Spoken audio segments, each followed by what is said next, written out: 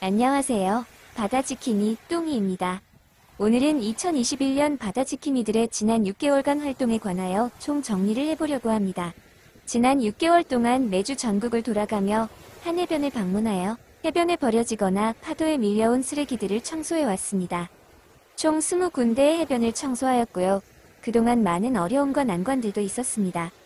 하지만 바다지킴이는 여러분들과의 소중한 약속을 어길 수가 없다는 굳은 의지 하나로 오늘까지 오게 되었습니다.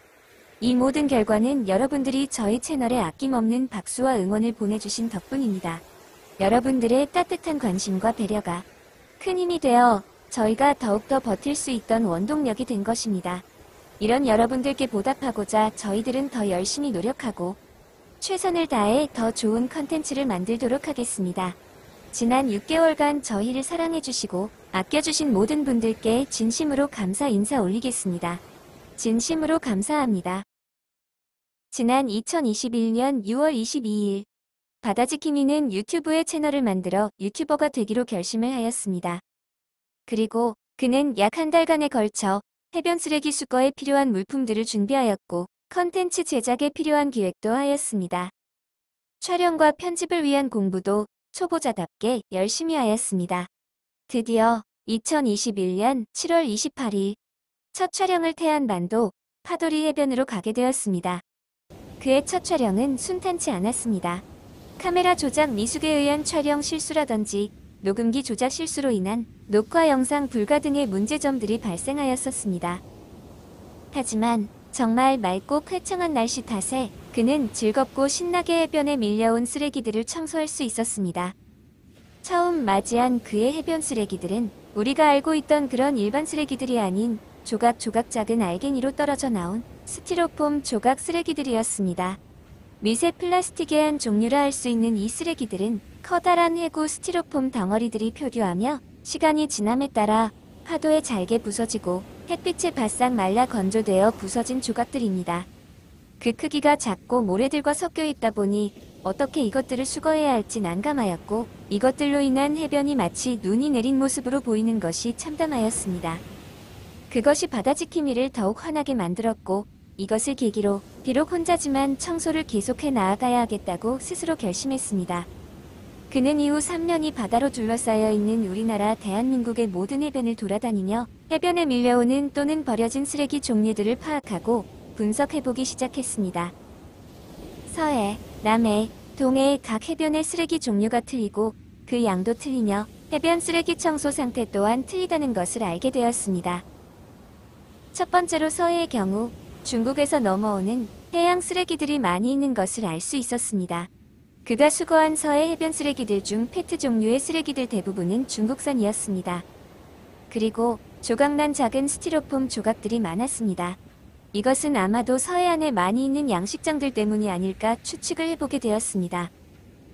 이런 상황을 우리나라 정부도 인식하고 오래된 해구들 수거 사업도 진행하고 있고 친환경 해구 도입 사업도 진행하고 있으니 곧 이러한 문제가 많이 해결되리라 기대를 해보았습니다.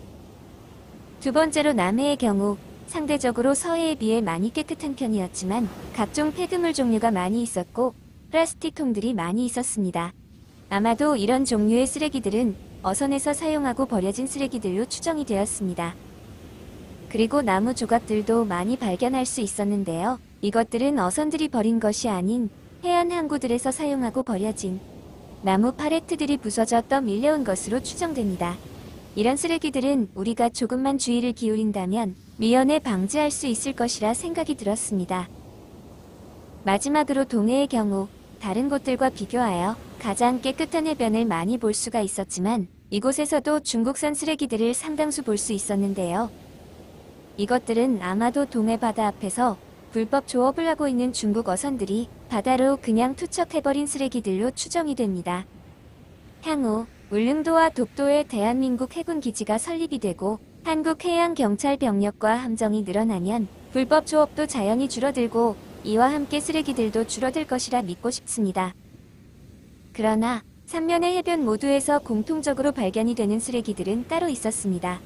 크게 4가지로 분류를 하자면 담배꽁초, 폭죽 쓰레기, 낚시 루어 미끼들, 그리고 깨어진 유리병 조각들입니다. 이 네 가지 종류의 쓰레기들은 실수로 버려진 쓰레기들이 아닌 우리들이 고의적으로 버린 쓰레기들입니다. 자연이 우리에게 주는 그 자체를 우리는 즐긴다는 명분 아래 바다를 보며 담배를 피우고 폭죽놀이를 하며 스트레스를 해소하고 낚시를 하며 취미생활을 즐기고 그 기다림을 달래려 술 한잔 걸치는 아름다운 모습을 또는 해변에서 음주 문화를 즐기는 사람들을 우리는 흔하게 어느 해변에서나 볼 수 있는 광경입니다. 하지만 이들이 떠나고 난 그 자리는 그들이 왔다 갔었다는 흔적을 어김없이 남겨놓고 위풍당당하게 자리를 잡고 있습니다. 여러분들은 이 문제에 대해 어떤 해결 방안을 가지고 계신가요? 전국 대부분의 해변은 마을 주민분들과 정부기관이 함께 쓰레기 수거를 자주 해주시기 때문에 우리는 항상 깨끗하고 아름다운 해변과 바다를 볼 수 있는 것입니다.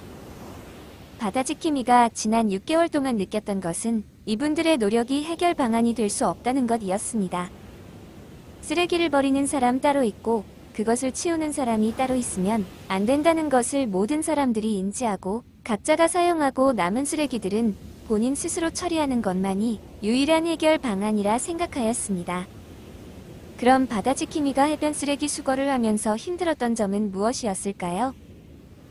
그가 가장 힘들어했던 것은 날씨였습니다. 더운 여름철 쓰레기 수거는 수많은 땀과 갈증이 많이 나서 무척 힘이 들었고 요즘같이 한겨울 한파 속에서는 얼어있는 쓰레기들과 살을 내는 듯한 강한 바닷바람이 힘이 드는 점들입니다.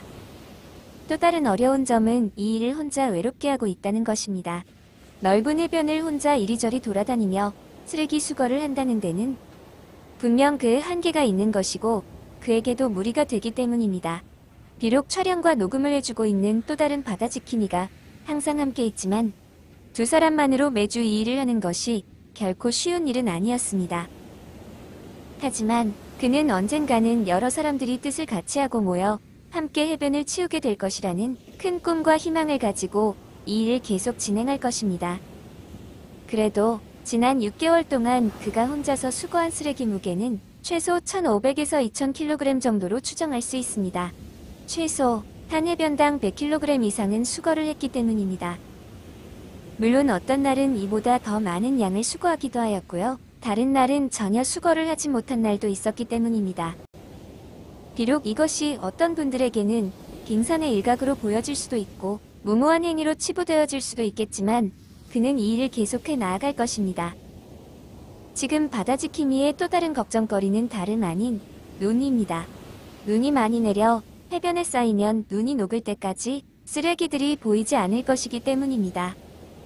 이런 그의 고민을 풀어줄 수 있는 좋은 방법이나 아이디어를 가지고 계신 분들이 계시면 댓글에 남겨주세요. 오늘은 여기까지 하겠습니다. 2021년 7월부터 매주 쉬지 않고 오늘까지 이끌어 올 수 있도록 격려와 응원을 해주신 구독자분들과 좋아요를 눌러주신 많은 분들께 다시 한번 진심 어린 감사의 말씀 드리겠습니다. 이상 바다지킴이들의 6개월간의 발자취를 간단하게 요약해보았습니다. 남은 2021년 행복하게 잘 마무리하시길 진심으로 바라겠습니다. 그럼 다음 주 다른 해변에서 찾아뵙겠습니다. 감사합니다. 바다지킴이들이었습니다.